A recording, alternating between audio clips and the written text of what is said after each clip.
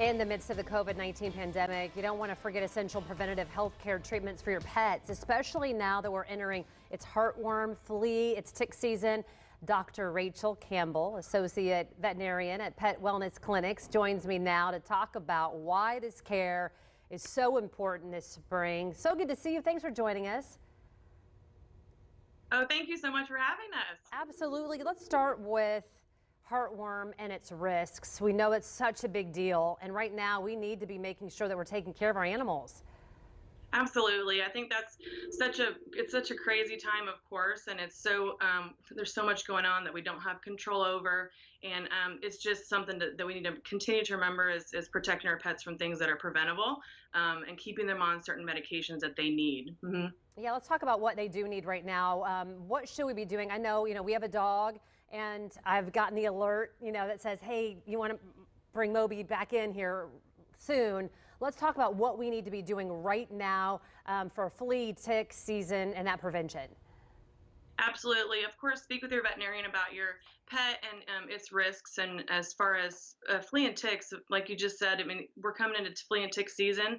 Fleas really in Indiana, they're all year round. We really recommend never stopping that. And we're seeing so many people outside with their pets, which is great.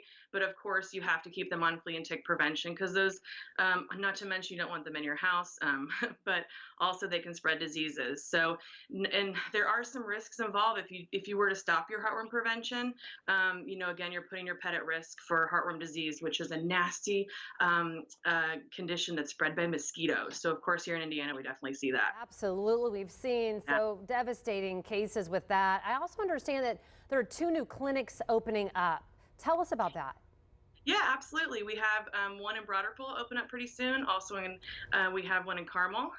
So we're going to be at a total of 9 locations around. We're all connected. We're all offering curbside, telemedicine, things like that. Anything we can do to keep the animals safe, but also be respectful of all the kind of social distancing and everything during this time. Yeah, Dr. Campbell, that's still part of the worry and why people have not been bringing their pets in. First of all, in some cases they can't.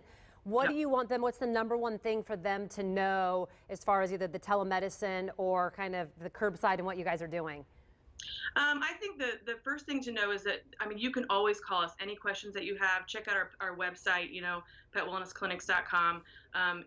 There's so many options. Of course, your family and your safety come first. But of course, for a lot of us, our pets are a member of the family, and just remember that we're still looking at them and figuring out what exactly they need and how we can make that happen so we don't lapse in some of that and some of course, diseases and viruses and not to mention heartworm and flea tick issues that we have if we were to stop doing that at this time. Dr. Campbell, thank you so much. We appreciate all you do, and we'll see you next time.